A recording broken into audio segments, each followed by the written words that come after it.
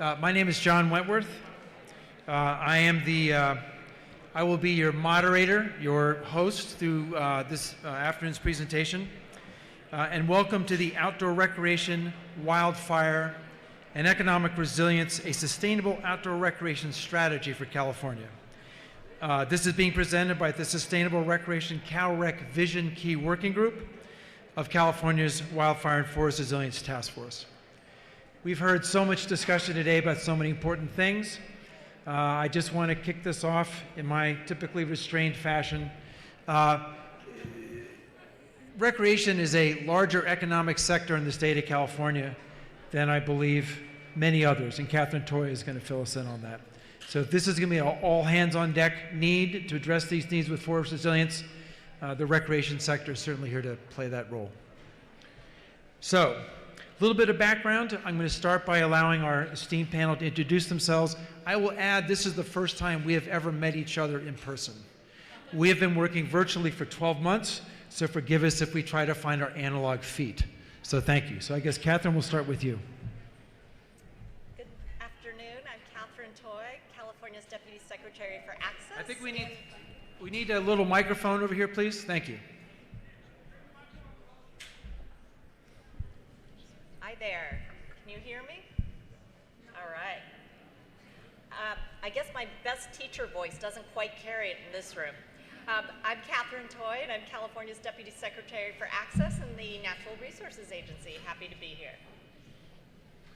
And good afternoon, everyone. I am Jim Bacon. I'm the Director of Public Services for the Pacific Southwest region of the Forest Service. Hello? Is this thing working? My name is Greg Williams. I'm Executive Director, Sierra Buttes Trail Stewardship. And my name is John Wentworth, and my volume is way too loud. It's disproportionate to my importance on this panel. I am the CEO and the board president of the Mammoth Lakes Trails and Public Access Foundation. MLTPA is the convener for this key working group. CalRec Vision is a program of MLTPA whose goal is the advancement of sustainable outdoor recreation in California through cross-jurisdictional collaboration and alignment, which has been certainly today's theme. The California Wildfire and Forest Resilience Action Plan has 4 primary goals, and our primary focus has been on Goal 3. The focus of the key working group has been to manage forests' economic and environmental goals with the 2 key actions, which include the updating of the statewide Comprehensive Outdoor Recreation Plan, or SCORP, which is a critically important financing mechanism for recreation in the state, and the development of a joint strategy for the state of California and the U.S. Forest Service to improve access to sustainable outdoor recreation. The key working group was formed at the invitation of Patrick Wright. Thank you, Patrick. And the task force, and has been co-led by Jim Bacon of the U.S. Forest Service and Angela Avery, the Executive Officer of the Sierra Nevada Conservancy. We thank them very much for their leadership. Over the last 12 months, they've really done an outstanding job. The U.S. Forest Service and the Sierra Nevada Conservancy have both provided operational support to this key working group in partnership with MLTPA. This has really been a public-private NGO sector effort, and we really appreciate their assistance with all that. But the key working group itself, which is responsible for the goals and the key actions that Jim and Catherine will be sharing with you shortly, is made up of representatives of the 10 federal, state, county, and advocacy organizations that you see there on the screen, which includes the private sector. We heard a lot about the private sector just a little while ago, but sustainable outdoor recreation is a big part of the private sector in the state of California. This has been a true working group. They've been fully engaged, and the working together over the last 11 months. The 5 goals and 40 key actions of the joint strategy that we're sharing with you this afternoon represent their best efforts, and has really been the result of cross-jurisdictional collaboration and attempts at alignment really at its finest. So this is just a little bit of background on what the key working group has been doing over the last 11 months, over the last year. 11 facilitated meetings. We've reviewed hundreds of documents to ensure that the policy elements of the goals and the key actions are well-researched, well vetted, met with over 25 representatives from communities, frontline forested and frontline nature-based communities that have been affected by wildfire. To get their input, also vetted this with 80 recreation stakeholders, a really good online survey with about 30 responses to that. All of this was vetted by the leadership team and the key working group itself to come up with these 5 goals and these 40 key actions. It's my great pleasure to introduce a friend of all of ours and all of ours, Greg Williams, to really emphasize the human component and the human element of these frontline forested communities, these frontline nature-based communities. Greg has a tale to tell. He's only going to tell 7 this afternoon, but we'll see how we go.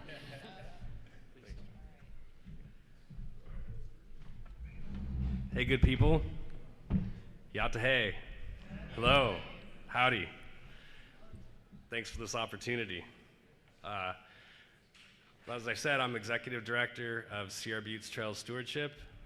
Founded the organization, and we are a 501c3 nonprofit based out of Quincy, California, in the American Valley at the headwaters of the largest watershed in the Sierra Nevada, the Feather River.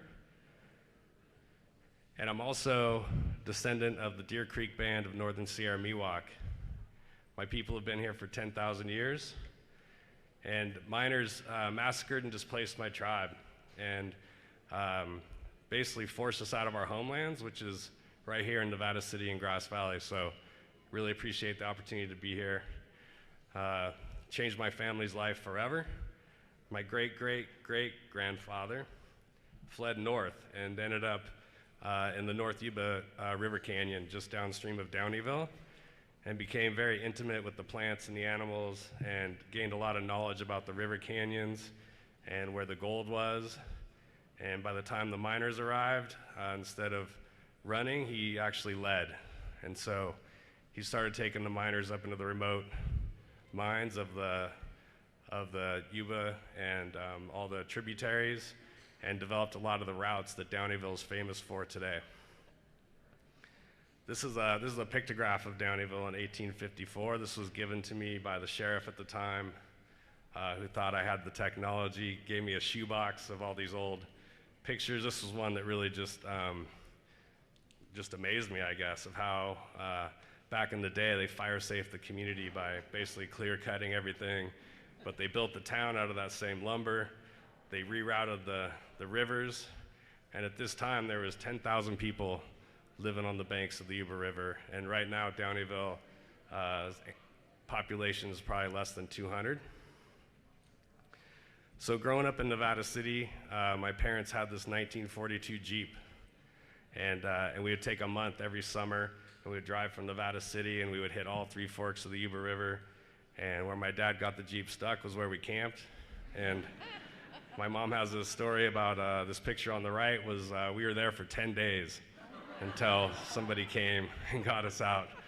You know, there's no cell phones, no pay phones, so that's where we were. And my dad had these old maps of the mines, and so this was kind of like the adventure, was to go find these places. And one thing that my dad always instilled with me, we always had a garbage bag, and we always left it cleaner than we found it. And so that's just something that always stuck with me, but also these old maps. And as a teenager in Nevada City here, getting bored and getting in trouble. And so my parents bought me a mountain bike, and that changed my life forever. Being able to go and explore and find all these dirt roads, find all these incredible swimming holes on the Yuba.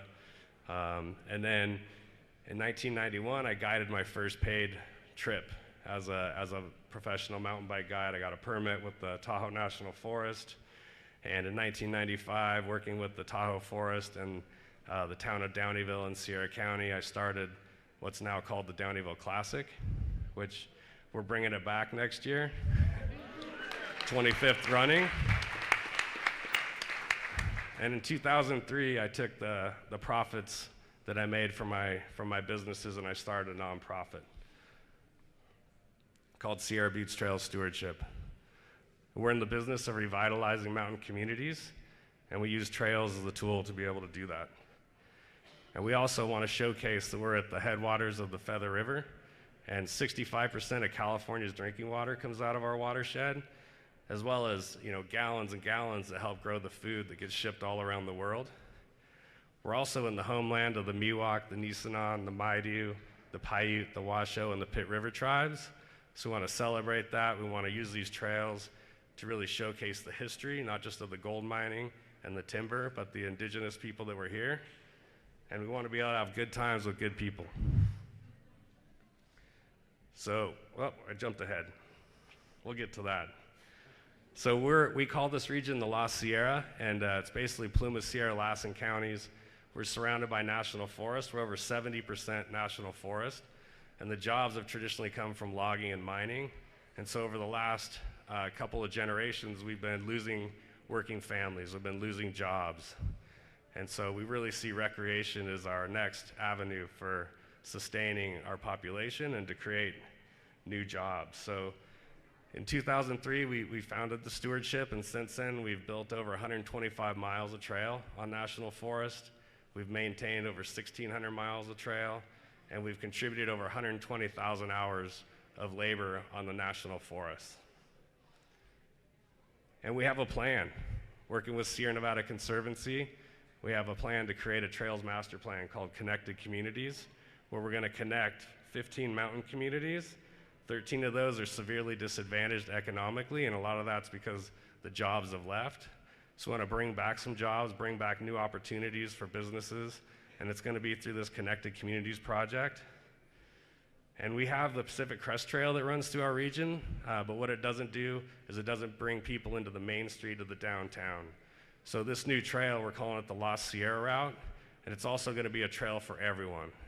So there's going to be inclusion, diversity, equity, and access for all trail users, and we're going to get people right into the main streets of the town to patronize the motels, the gas stations, the grocery stores, the hardware stores, and then also allow those people that live in the towns to not get into a car, to get onto public lands, to have high quality recreation. And we know it'll work because this is the third largest economy in the world, and in California, I think it's like $92 billion a year. So we have unprecedented support for this. We have the support from Nevada, Sierra, Plumas, Lassen, Butte counties. We have the support from the Tahoe, Plumas, Lassen National Forest, Humboldt, Toyabe, the Pacific Southwest region. Every land trust within our region is all signed on to support this. And things were seemingly going pretty well until the Dixie Fire. And for those of you familiar, we were on fire for 118 days. 70% of our county burned, 2/3 of our national forests. And it really, we went from 72 employees down to 13 overnight. So the forest closed, we laid off all of our trail crews, we laid off all our guides and outfitters. And really, instead of just being sad, we put our noses to the grindstone and figured out how we were gonna get people back into the woods. We also lost the town of Greenville and the community of Indian Valley and Crescent Mills. So this had quite an impact on us. So why are people gonna stay? And it's through recreation, honestly, for a lot of us that have families that fear catching on fire, it's getting harder and harder to live in the woods, whether it's insurance or just income or, the chance of being on fire again. But we feel that trails are really the gateway of why we're gonna stay, why people will still visit. And now, how do we use trails for control lines and for, fuels management projects, using trails, having the community maintain them. Those are some of the things that, we want to figure out. And so I'll just close by saying we need your help. Like, we truly need investment. We're a small little nonprofit organization that doesn't give up. We've attracted a lot of talent. Our payroll is around $1 million annually, but we do need help. And so I would just ask this task force to invest in us, to invest in our region, and come recreate in our community. Thanks, everybody.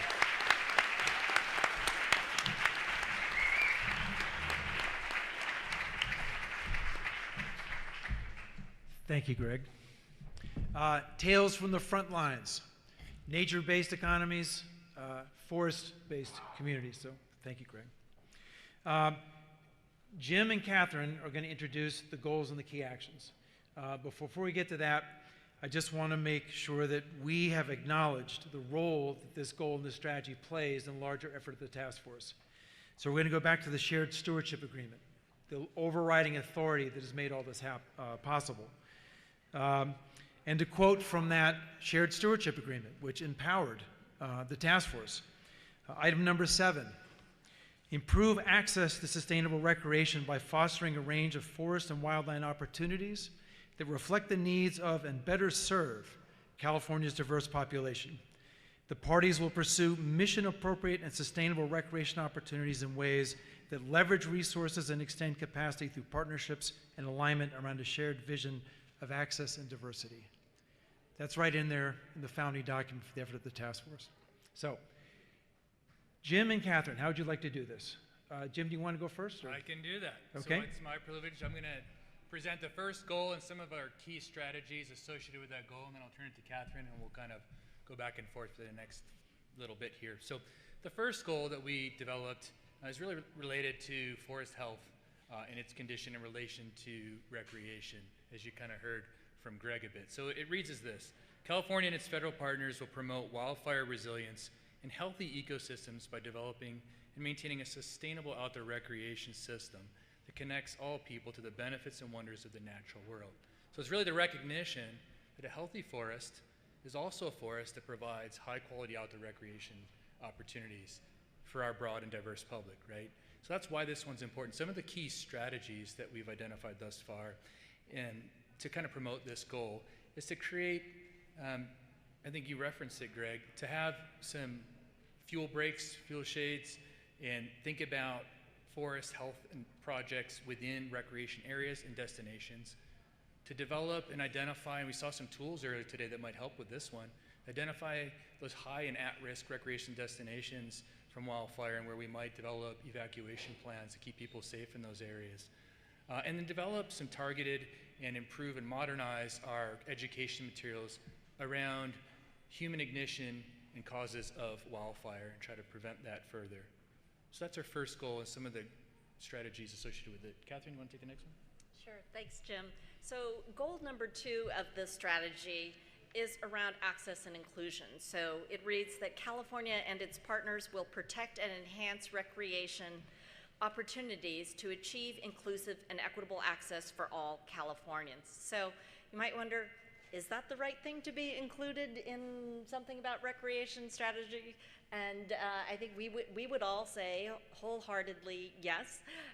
As California's Deputy Secretary for Access, this is something that is near and dear to my heart, and to put a little more emphasis on this, you know, we at the Natural Resources Agency, we've embedded the California Outdoors for All initiative, and as the Deputy Secretary for Access, I'll be designing and delivering a strategy as how we embed equitable access to the outdoors in California through the Natural Resources Agency's 27 departments, entities, commissions, boards, etc.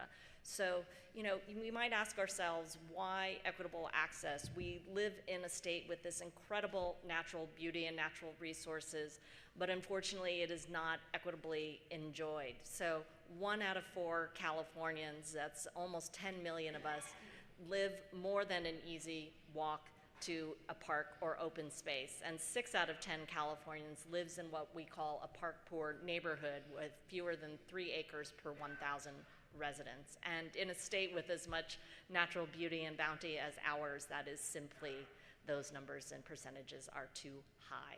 So what can we do here in this task force to develop sustainable recreation opportunities that really strive to include all Californians? So I'll name just a couple of key actions that we are recommending. So one is certainly to partner with California Native American tribes to protect ecological and cultural assets and to maintain that access and to recreation land and waters for California Native American tribes. And this really calls for advanced partnership early, not afterward and not perfunctorily, but early, to understand before an event what resources need special protection and so forth.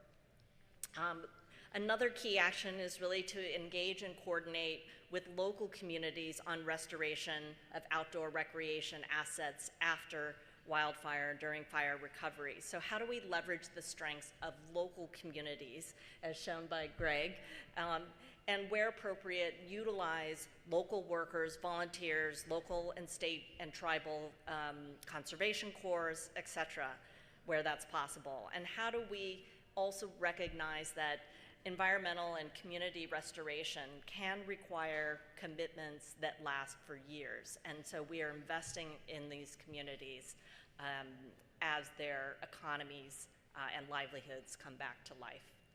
And a third action really is around education, and that is how can we expand educational assets and information to school children across California. Interestingly, this is something that I'm also hearing in my strategies and talking to communities throughout the state as part of the development of the Outdoors for All strategy. And in wildfire communities, how can we, and beyond, how can we expand knowledge to children around the importance of natural lands and wildfire education, as well as the importance of outdoor recreation. Jim, give it back to you for number 3. Thank you. So goal number 3 is around recreation planning and envisioning a new future and reinvesting in that. And it reads as this: California and its partners will provide a diversity of outdoor recreation experiences, reimagine our existing infrastructure, and provide for an outdoor recreation opportunities that match the desires of the communities in balance with our natural resource management and disaster resilience. So again, this is the recognition that, and we've seen, as Greg's example, right, and others around the state, when fire goes through and burns and damages our recreation assets, perhaps we have an opportunity thereafter to build it back different and better to meet the needs of the next generation and those that we are currently underserving in our recreation delivery, right?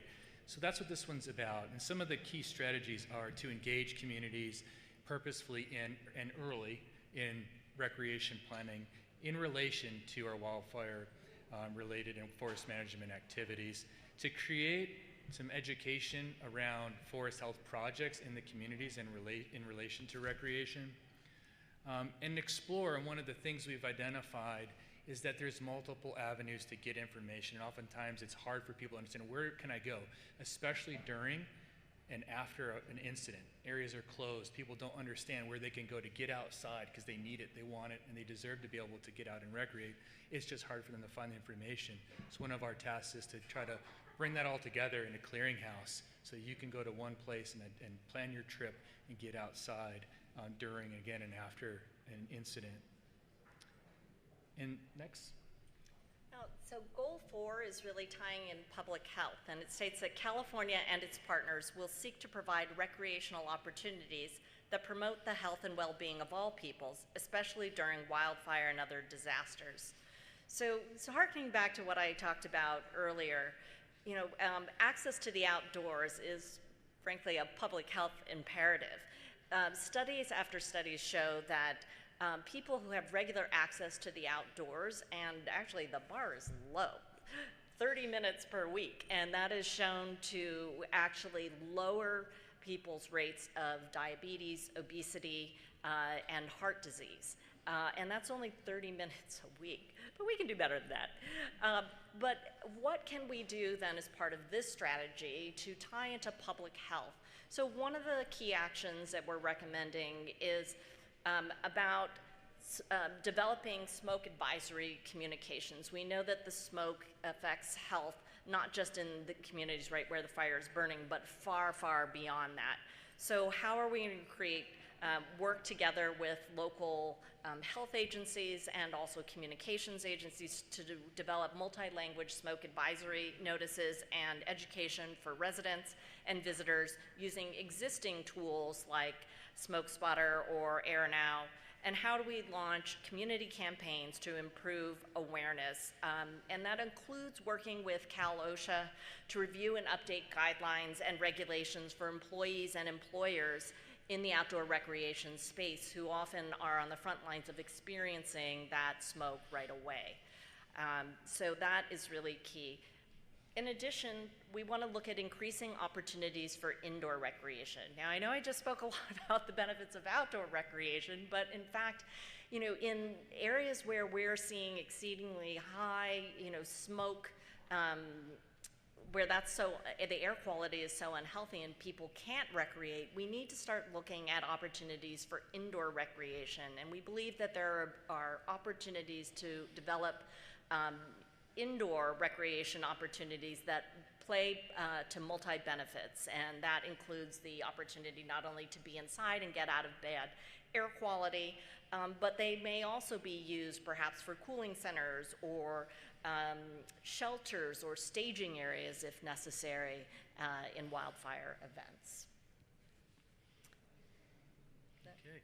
And our fifth goal relates to the economics of all this, right? And so as a large, I think John mentioned it, one of the largest economies in the world, recreation factors very prominently. It's a multi-billion-dollar sector in the state of California. National Forest recreation, I think, constitutes over $2.5 billion worth of economic incentive into recreation in the state. And so it's extremely important to us all, to our communities, small businesses, and large businesses alike.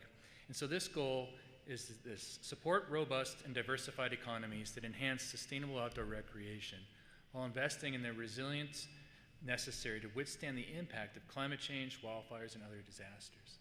And so how do we make our local economies and communities resilient to the effects of wildfire, right? And so what do we do to not have to lay off employees and have businesses shutter permanently based on the impacts of wildfire? So some of the things we identified as key actions in this one are to create post-fire marketing plans and opportunities to provide technical assistance to small businesses in these affected communities. And we also talked about doing economic studies so we understand where to put those investment dollars before and after incidents and those effects of wildfire. So that's, I think, the end of our 5 strategies and some of the key actions we've identified. There's many more, as John pointed out. So I think back to you, John. Thank you all very much. Thank you for that very eloquent elucidation of the goals and some of the strategies from this task force. To end on the point about economics, I think it's really prescient. It goes back to the Forest Resilience Action Plan, where in the action plan itself, this is just quoting from this in the beginning, it is a $92 billion economic benefits, 700,000 jobs. This is not the outdoor recreation industry speaking today. These are public agencies, these are communities, these are the folks where this really matters. But we cannot ignore the fact of how large and important and significant an economic driver this is in the state of California. This is a report out from a key working group. We've done work, we have goals, we have key actions. How do we bring this forward? How is the executive committee, the task force, our partners going to make this real in the landscape of California? And again, today, 3 or so very fascinating sessions before we even got here today. So things pop up with recreation immediately. It transcends all sectors, just like wildfire. Recreationists, they don't know any jurisdictions, they don't know any boundaries. So we heard this morning on the integration of human activity, recreation activity into the regional recreation resource kits. We heard a lot about data. The recreation community is consuming data all the time. It could be an enormously powerful and important resource to help flesh out the data gaps, what we hear from the Google folks and all the rest of them, but also getting to the economics, the economic value of these frontline forested communities. At some point, we're all going to be talking about climate change, nature-based solutions. These are all the communities that are in the nature-based solutions business. Huge opportunity there. We can talk about integrating human recreation activity and recreation infrastructure into the GIS and data development work that we talked about this morning as well. This key working group has developed a California Resource Opportunities GIS tool. We worked closely with SIG, thanks to Patrick's invitation. There's a whole data set that's ready to go to be integrated in all this stuff that we could start working on tomorrow. And I think, and finally, with the final, some of the final panels discussion around economics. The recreation sector is a very large and significant one in the state, and the key working group is going to be recommending as part of our final steps with this strategy are the assignments. Where are these various key goals, tasks, and key actions going to live? Patrick has very generously offered to help us make those assignments. These are not commitments from agencies that are very constrained budget frameworks have to work in, but who is going to be the best party to move and advance and bring these things forward. And once that work is done, we hope to deliver the final draft of this strategy by October 31st. That will be our 8th version of this joint strategy. So V8, Halloween, lines up nicely. And we look very much to delivering that to all of you. So to the executive committee at this point, we are open to any questions you may have for us, for these esteemed experts in this space. And we've got some questions here for our panel if you'd like to go that way as well. So thank you very much for your time. Well, John, thanks for all the work and for spearheading this and for really catalyzing efforts to make sure that recreation is part of this, of the action plan. I mean, at the end of the day, if we're talking about managing forests and managing landscapes, recreation has to be part of this. And really appreciate both Jim and Catherine for all the work they did putting together the plan. At the end of the day, for me, it's about projects, and it's about showing that this strategy, made change. So it's about maintaining and improving the recreation assets that we have, whether that's Forest Service bathrooms in Mono County or recreational opportunities, across the National Forest. But it's also about supporting local ideas. And I got to say, Greg, this Connected Communities is like the single most inspirational project, I've come across in my time in this job. And we have to figure out collectively a way to help you realize this vision, because it's incredible. It truly is. And it comes from the community.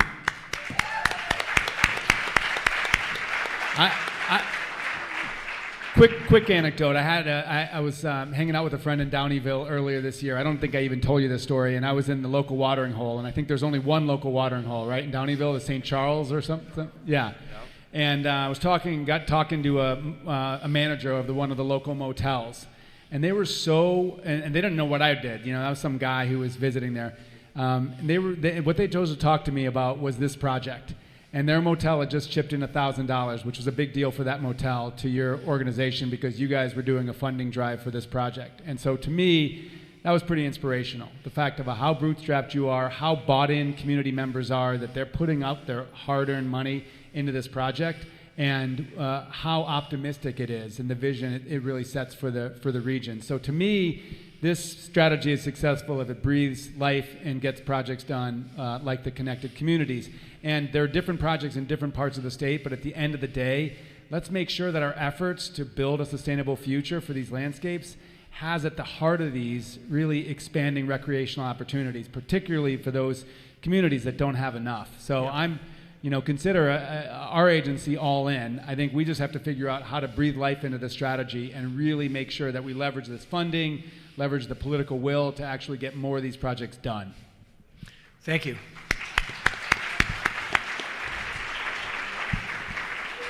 You heard it here, ladies and gentlemen. Thank you, Mr. Crowfoot, for your commitment. We'll be following up at the bar a little bit later. Thank you. I was going to say, it's even been taped, so.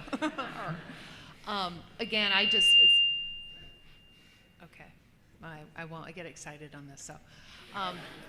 You guys, integrating recreation, just like we have said, is critically important, and we all saw, you witnessed, literally, if we don't do that, not only the pre-work, the fuels work, the risk reduction, but the post-fire recovery is incredibly important. So I appreciate you guys paying attention to that in the strategy. So you have about 400 people that are listening in, if not more, either here or online. I know, John, you went through, here's some recommendations for data that you came through on all of that. What would you recommend to people right now? If they're out there in the audience as well as online, what do I do? What's the next step in order to bring forward recreation opportunities, recovery? I'm just starting a collaborative. I'm thinking of project planning. What would you recommend to them? Well, I could say for one thing that I would start right off with, and this comes in part, Secretary Crowfoot, from what you just said around why Greg's project is so compelling, is that it came from the community, right? It was driven by the community, designed by the community, really passionately empowered the community. And so what I would say is right now is get out there and be building those authentic relationships now. Don't wait for actions to happen, because that kind of partnership we're going to need to see, not because this was coming out in both the recreation affiliate meetings we did as the task force, and it's also coming out in my work talking to communities across the state about equitable access. And that is true partnership means not the state or other entities coming from the top down to say what's best for communities, but giving communities a voice to say what they need and trusting them to know what they need in their communities. But that does take trust and relationship buildings, which all of us can do better at, and we start, not when we need to, we start before then. And if we haven't been doing that already, it means we do it now. And Jen, I like that question, and I would challenge people to continue to celebrate what they love about the outdoors. You continue to live it and celebrate it with people, not just the people you continue to always interact with, but someone new, right? A different audience, because that's what's, I think, important about this task force and this working group. It's asking us all as a recreating community to kind of reach across and touch people that we haven't normally touched, talk to folks in the timber industry and so on, and celebrate recreation with them so that it is part of their life and integrated into all the work we do, right?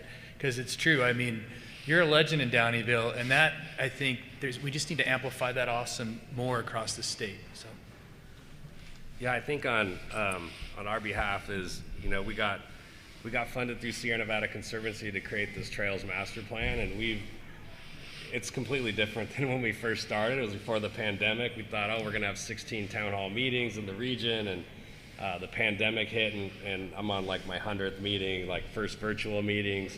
But it really came down to just like engaging the communities, making sure this was the people's plan.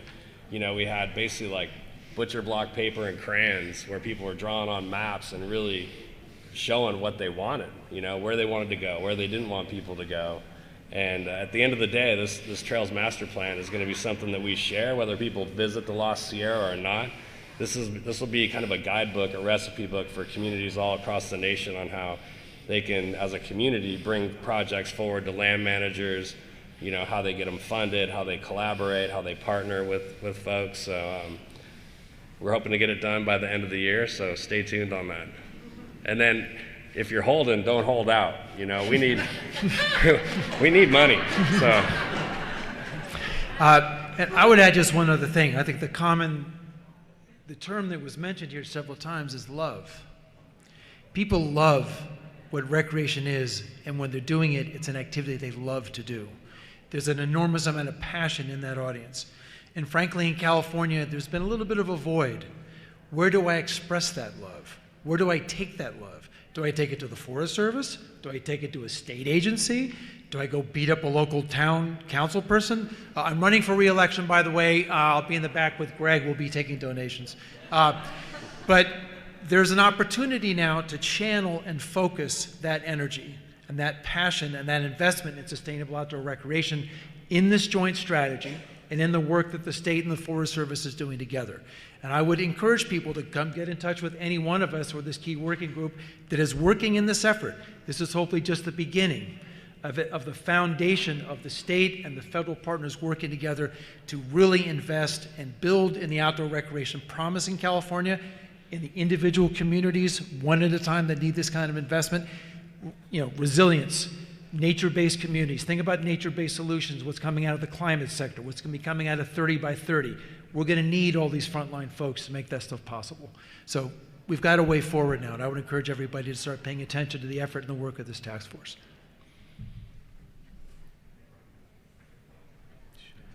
I am a small-town politician. Please forgive me. I have a couple questions for the panel. We've got a couple minutes left.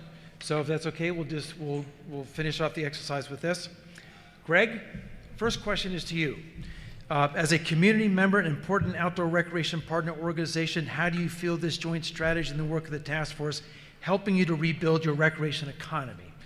And what do your communities need to recover from the devastation of the recent wildfire? What are the specific things that you need?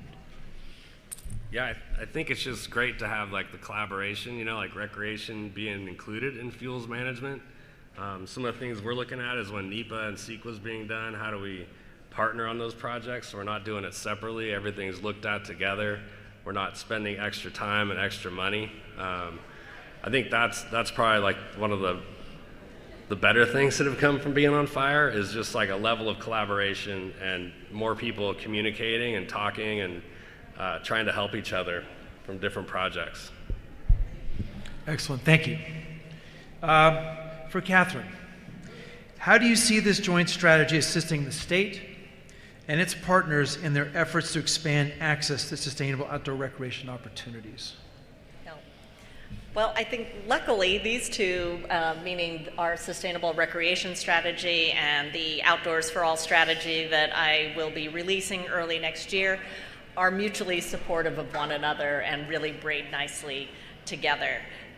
You know, with Outdoors for All, one of the things that I've really been hearing from communities across the state is that knowledge is power, right? And that information about, you know, people want to get outdoors, but they maybe don't even know what's around them, where to find it, what to do there, and so forth. And that bringing communities along to have knowledge is power, not only about what they can do to find health and joy and economic vitality in the outdoors, but to be able to also have a seat at the table in designing the futures of the communities and the recreation opportunities in front of them. So I think these things work really nicely together. And the other thing we've really heard in Outdoors for All is that communities across the state really want to be a part of a good green economy.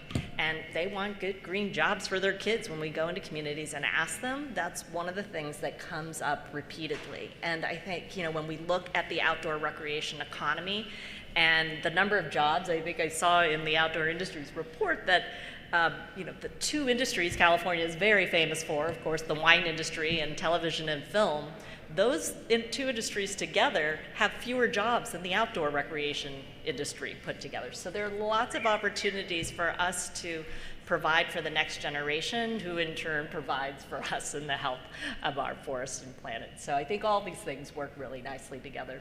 Excellent, that's great. And Jim, finally for you, it's written down because I can't remember it.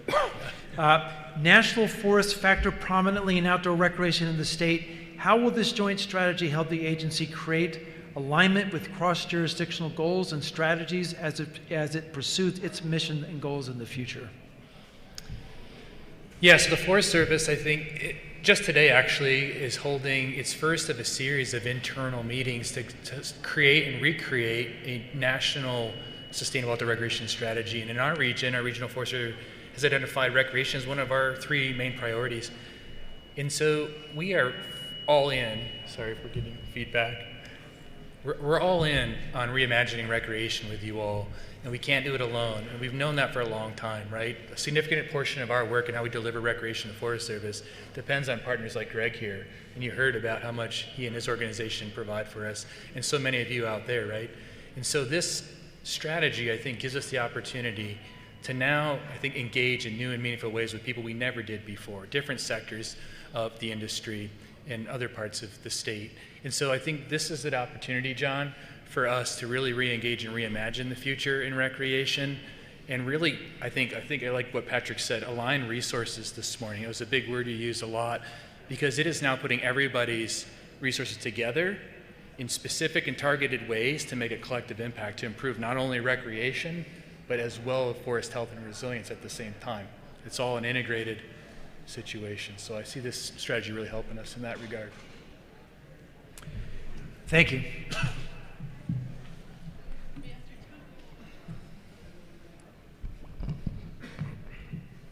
Just one more question.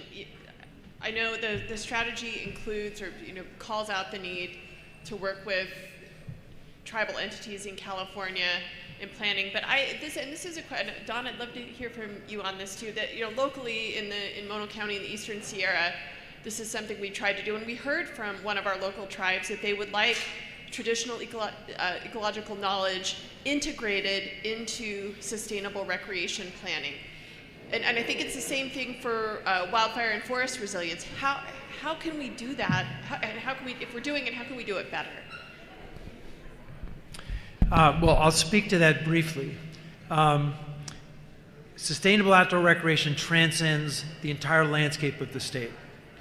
It's very important to be sensitive to how tribes are engaged with this process. When you're dealing with federal lands, that's one set of formal consultations, formal things like that. On the local and the regional level, there's the opportunity to communicate and work as neighbors, as friends, and to build, as Catherine mentioned, this ground-up approach to tribal engagement with recreation. And this really goes to start to empower on a regional, county, however the landscape breaks down basis, to start doing that from the ground up. I think we've been very careful not to cross our lines in terms of consultations and getting formalized with this kinds of things.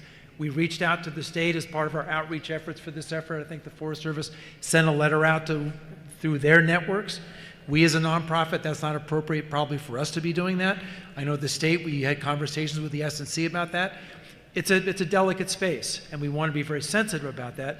I think the way to do it is, again, ground up, community by community, jurisdiction by jurisdiction, and then bring in the federal consultation as needed and necessary, bringing in the state as needed and necessary at the appropriate time, but certainly not to overwhelm tribes. They're getting it from all sides at this point. Hey, go call up your tribes and get them involved in all this stuff. Be sensitive, be smart, and work together as colleagues and partners to bring this forward. I hope that's helpful. That's kind of how we dealt with it. Yeah, thanks, Stacy, for asking the question too. I guess when I personally, from a tribal perspective, as a gatherer, somebody who goes out and collects plants for weaving and things like that, one of the challenges that comes forward with recreation a lot of times is people coming into the place where you're gathering, and then you get asked 20 questions like, oh, what are you doing here? Do you have a permit to do this? Do you have these different things? Which makes it challenging. But in listening to the conversation today, one thing that was going through my mind is that, well, one, those trails have always been used to access places, to do stewardship. And so where and how do you start to build the conduit for recreation to be the conduit for people to do stewardship? Not only on the tribal side, but actually to provide the opportunities for people, the 6 out of 10 that you were referring to, Catherine, who have no access to a park, to get them outdoors. We have a lot of people obviously in this state, but if we can get them to engage in stewardship, that helps us with our process. But being sensitive to the cultural access issues is really important too. It's a hard line to balance. I mean, we recognize that people need to be out in space, but on the cultural side, if we know where people are going to collect certain things, to hunt, to fish, to gather food, fiber, etc., we need to find a way to do that in a sensitive way. So thanks for asking the question, though. I appreciate that. I really appreciate that question. This is where I think also the benefits of this strategy really knitting together with the Outdoors for All strategy that I will have out at the beginning of next year, because right now I am engaged in government-to-government consultation, early consultation right now, and held 2 tribal roundtables. We've had really great information coming in from California Native American tribes about the issue of access and when is it, we'd like to have more folks, especially from underserved communities, be able to access our natural and cultural resources, but also in terms of tribal resources. In some cases, it may be more appropriate to pull back access in certain areas. So we are definitely having those conversations. So I think, with the Outdoors for All strategy, that will lift and help and intertwine with this one, and will really work hand in hand. Thank you. Jennifer Wade, any additional questions or thoughts? Or? Good. Okay, so we're done. This is the end of the beginning. There's one last item, which is a really inspiring, wonderful film coming out of Greg's World that I think after closing comments, I think the IT folks can share that with everybody. But thank you very much for your time. Thank you very much for your opportunity to bring sustainable outdoor recreation in these frontline communities into this very important effort. So thank you very much.